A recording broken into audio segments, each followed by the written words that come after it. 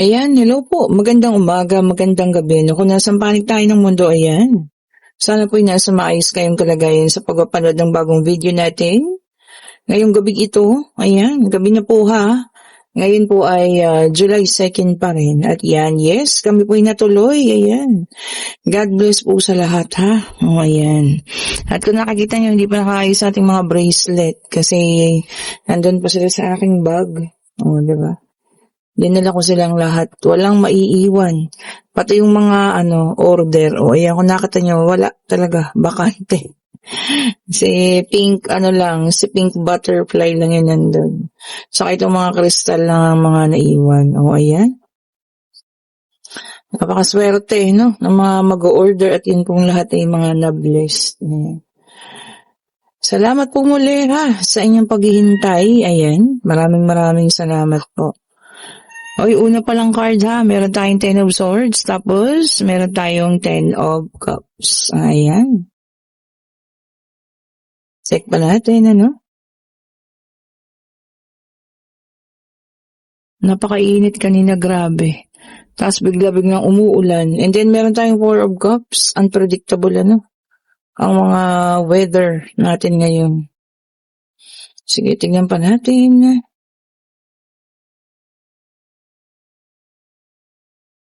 Check pa po natin, ha. Ayan na. Meron tayo rito 6 of Swords. Ayan.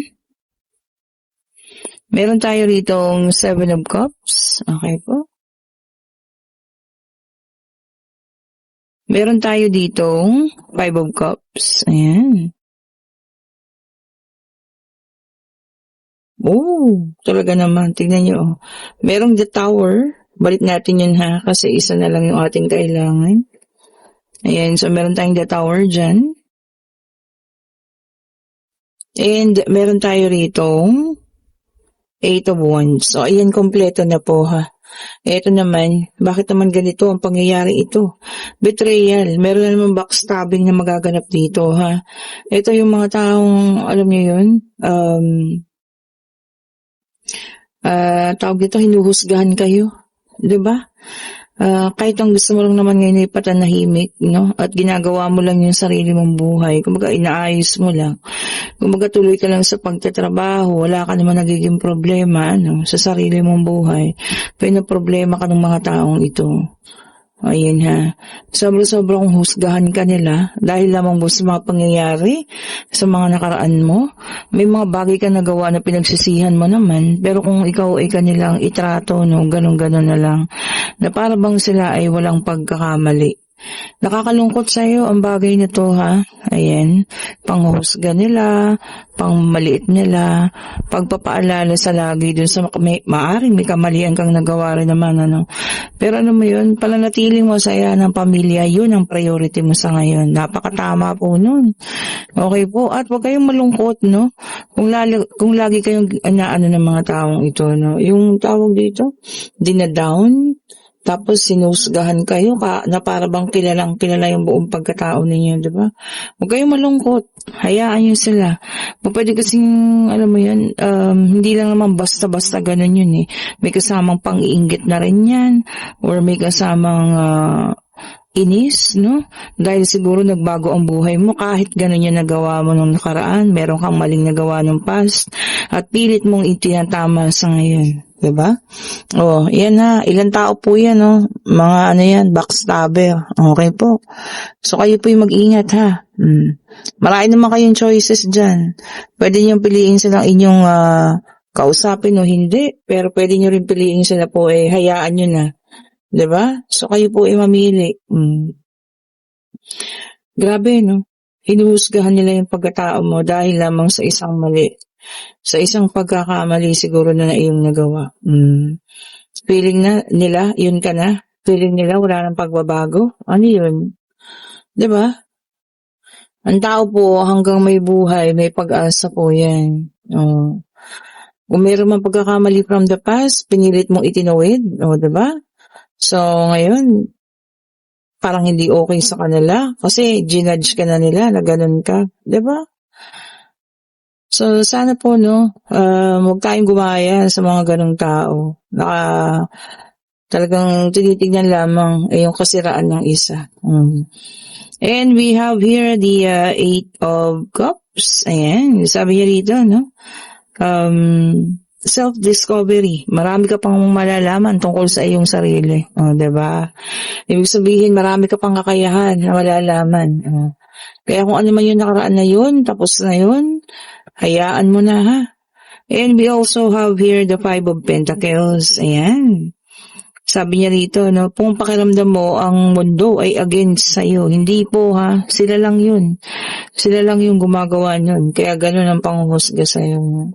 Sabi nga nila, don't judge, di ba? Don't judge the book by its cover. Bakit nakikita lang nila ang panlabas mong kaanyuan, ikaw kanila nang hinuhusgahan, di ba? At kinokondemn na, akala may napakalaking kasalanan iyong nagawa. Queen of Swords, ayan, sabi niya dito, katapangan, kailangan mo to. Protect your mental health, your inner peace, sabi niya, your,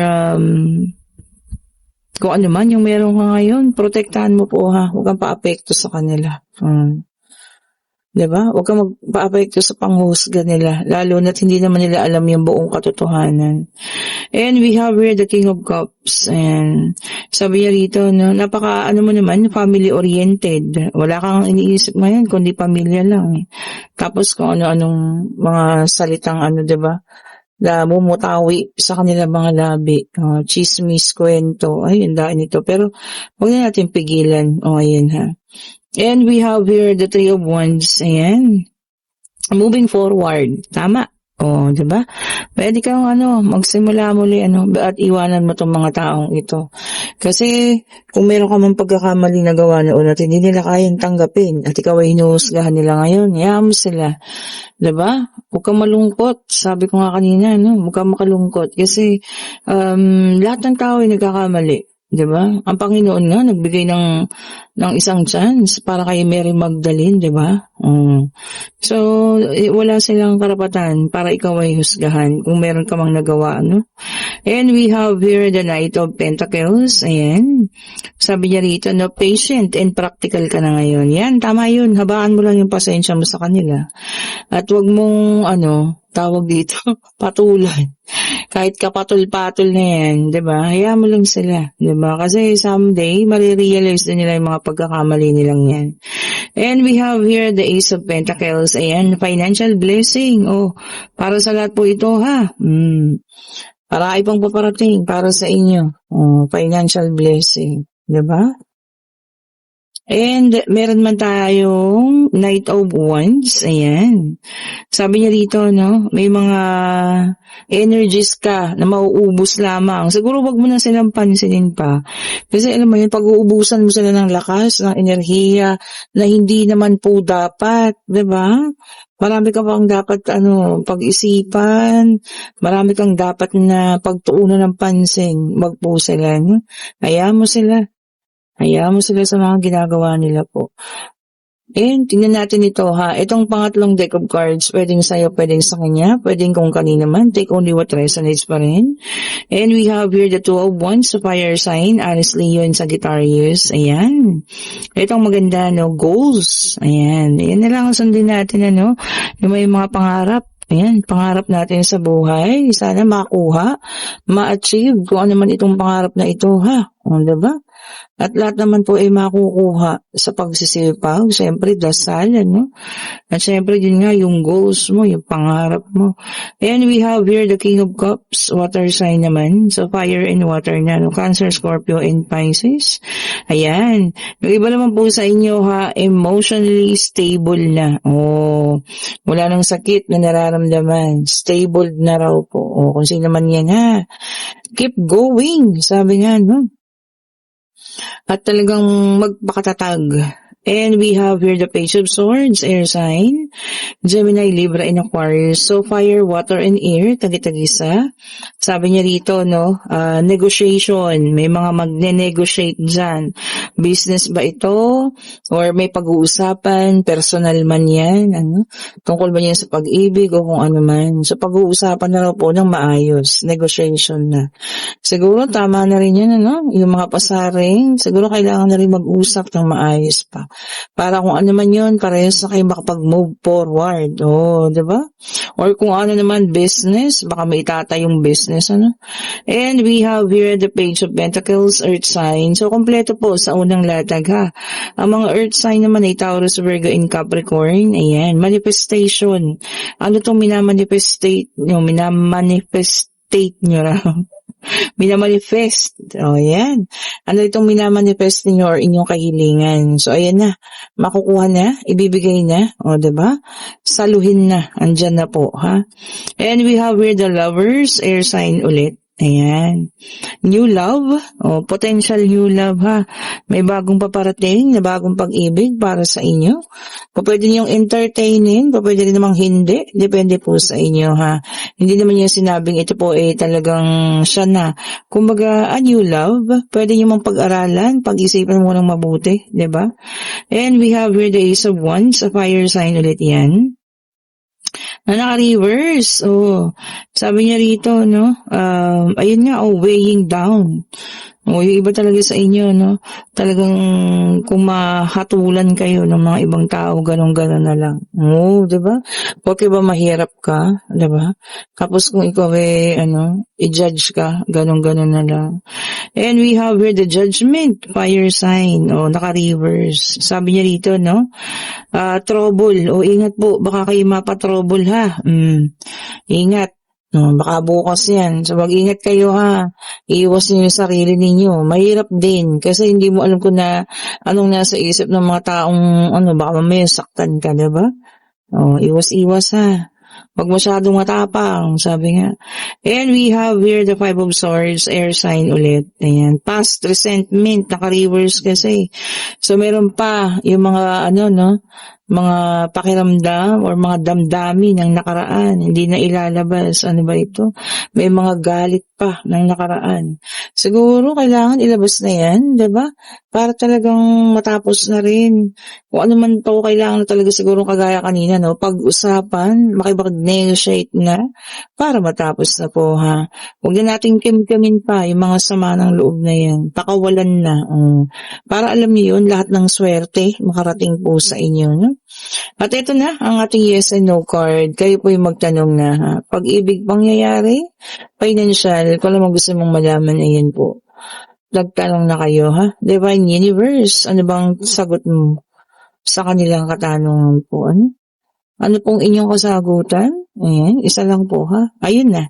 And ito po ay ang the High Priestess sa middle number 2. And yes po ang sagot. O, diba?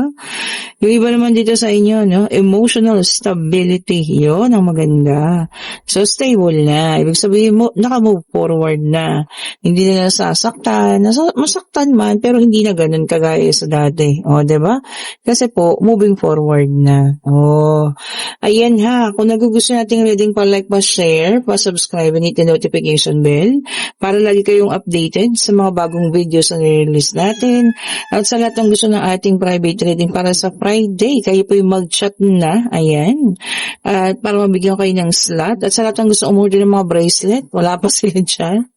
Nasa bag ko pa sila. Ayan po, ha. Kayo po yung mag-chat na rin. At lahat po yung blessed, no?